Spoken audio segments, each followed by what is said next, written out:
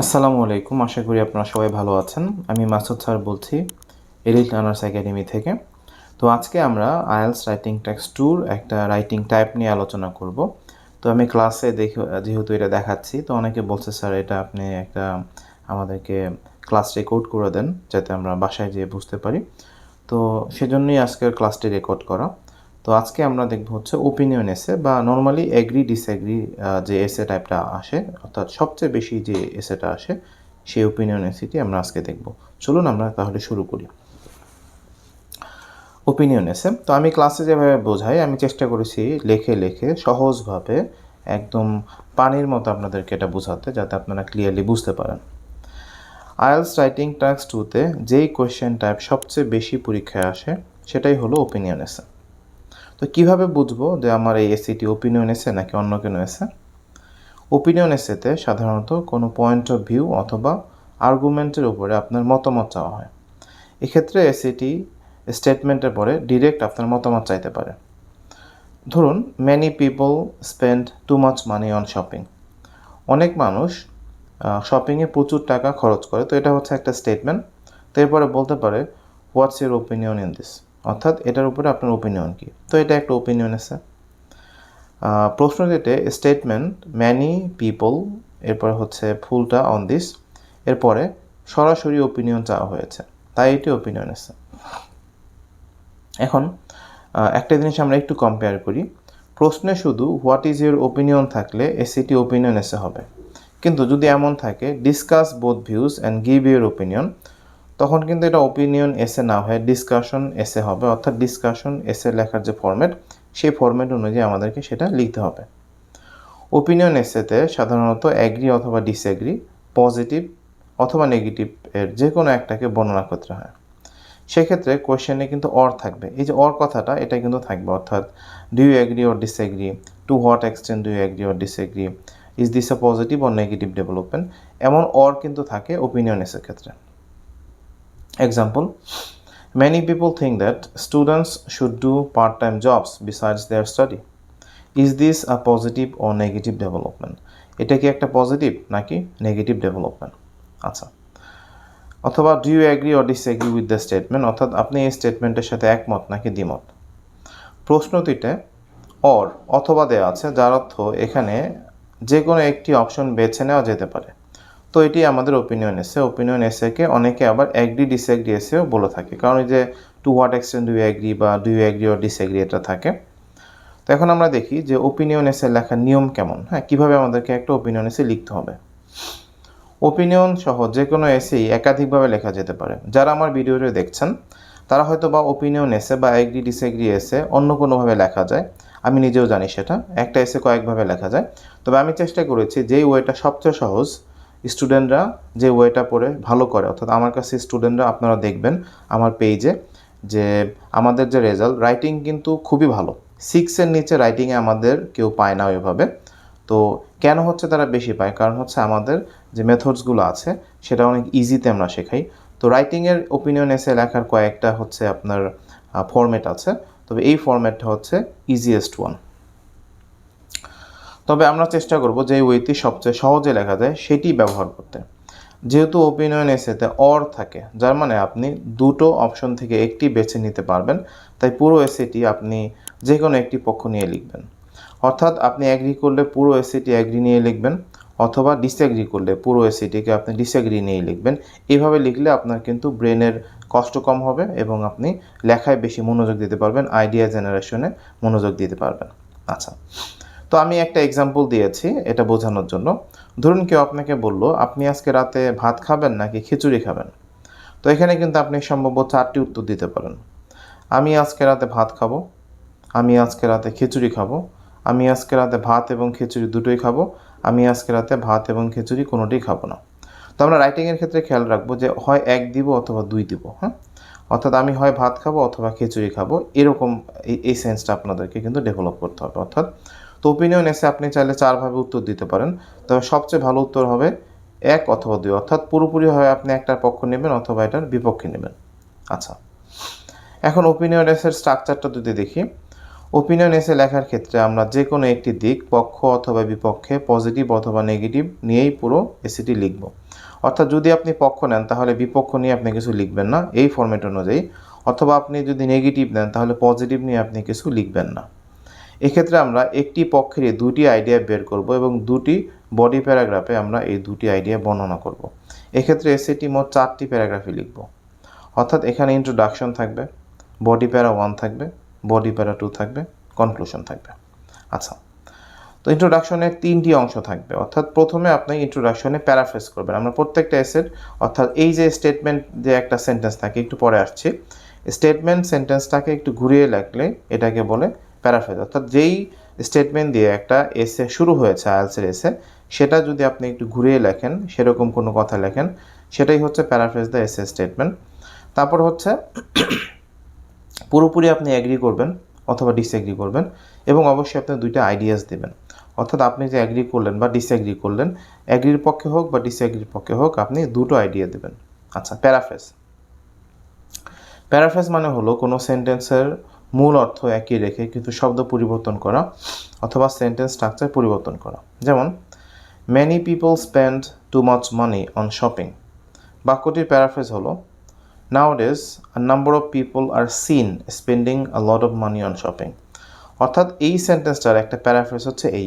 দেখুন এখানে যে অর্থ আছে যে অনেক লোক তারা শপিংয়ে অনেক টাকা খরচ করে, তো প্যারাফ্রেজের পরে যেটা হলো Nowadays, a number of people are seen spending a lot of money on shopping. অর্থাৎ ইদানিং অনেক মানুষকে দেখা যায় যারা শপিং অনেক টাকা খরচ করে। তার মানে দুটো যে মিনিং অর্থাৎ কোর মিনিং সেটা কিন্তু সেম।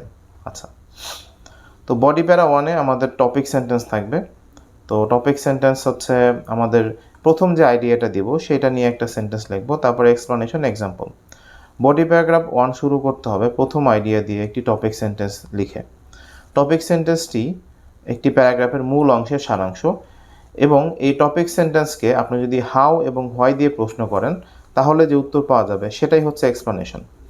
এক্সপ্লেনেশন 3 থেকে 4 সেন্টেন্সের মধ্যে হবে। তারপরে 1 বা 2 সেন্টেন্সে আপনি এক্সাম্পল বা এভিডেন্স দেবেন। আপনি যখন কোনো একটা রাইটিং করবেন বা আপনি কেমব্রিজের বই দেখবেন তখন কিন্তু দেখবেন টাস্ক টু নিচে লেখা থাকে যে আপনি মানে give any relevant examples from your own knowledge or experience. অর্থাৎ আপনি আপনার নিজস্ব নলেজ বা এক্সপিরিয়েন্স থেকে কিন্তু কোনো এক্সাম্পল দিতেই পারেন। তো সেক্ষেত্রে এক্সাম্পল দেওয়াটা কিন্তু খুবই ভালো একটা জিনিস। আচ্ছা, বডি প্যারা 1-এ আমাদের ইন্ট্রোডাকশন এর প্রথম আইডিয়াটি বর্ণনা করতে হবে 3টি ধাপে। একটা হচ্ছে টপিক সেন্টেন্স, এক্সপ্লেনেশন, এক্সাম্পল। প্রতিটি বডি প্যারাগ্রাফে 90 থেকে 110টি ওয়ার্ড থাকবে, মোটামুটি এমন থাকে আর কি, যেহেতু আমাদেরকে 250+ লিখতে হবে। বডি প্যারা 2 কিন্তু সেম, অর্থাৎ topic sentence, second idea, explanation, এরপরে এক্সাম্পল। আর কনক্লুশন হচ্ছে ওপিনিয়ন এসের কনক্লুশন অনেকটা ইন্ট্রোডাকশনের মতোই। আমি অ্যাগ্রি বা ডিসঅ্যাগ্রি কোনটা করলাম সেটা উল্লেখ করে মেন আইডিয়া দুটি আবার উল্লেখ করতে হবে। চলুন এখন আমরা উপরের উল্লেখিত নিয়মে ওপিনিয়ন এসে সম্পূর্ণ সলভ করি। দেখুন এখানে একটা প্রশ্ন আছে, it is important to everyone including young people to save money for their future. অর্থাৎ সব মানুষের স্পেশালি যারা ইয়াং তাদেরকে টাকা সেভ করা উচিত। To what extent do you agree or disagree with this statement. তো এই স্টেটমেন্টের সাথে আপনি কি অ্যাগ্রি করেন নাকি ডিসএগ্রি করেন? এখানে দেখুন অর আছে, তো এটা ওপিনিয়ন এসে। আচ্ছা, একটা স্টেটমেন্টের পরে আমাকে আমার মতামত চেয়েছে, আমি এটার সাথে অ্যাগ্রি করি না ডিসএগ্রি করি, তো এটা হচ্ছে আমি অ্যাগ্রি ডিসএগ্রি বলি অথবা ওপিনিয়ন এসে বলি সেটাই। আচ্ছা, তাহলে ইন্ট্রোডাকশনে আমাদের নিয়ম কী ছিল যে 3টা অংশ থাকবে, তাই না? প্যারাফ্রেজ, অ্যাগ্রি অথবা ডিসএগ্রি করব, 2টা আইডিয়া দিব। দেখুন প্রথমে আমরা প্যারাফ্রেজ করেছি, Nowadays many people consider that saving up money for financial stability is essential for every individual regarding all ages. অর্থাৎ ইট ইজ ইম্পর্টেন্ট থেকে শুরু করে এই ফিউচার পর্যন্ত আমরা কিন্তু যে অংশটা লিখেছি সেটার প্যারাফ্রেজটা হয়ে গেছে। Nowadays many people consider that saving up money for financial stability is essential for every individual regarding all ages. তো দ্বিতীয়ত কী করবো, আমি এটাকে অ্যাগ্রি করলাম নাকি ডিসএগ্রি করলাম সেটা দিব, তাই না? যে অ্যাগ্রি করলাম নাকি ডিসএগ্রি করলাম। তো এখানে আমি কী করেছি দেখুন, I entirely agree with this statement. আমি এই স্টেটমেন্টের সাথে সম্পূর্ণ একমত এবং আমি 2টা রিজন দিয়েছি।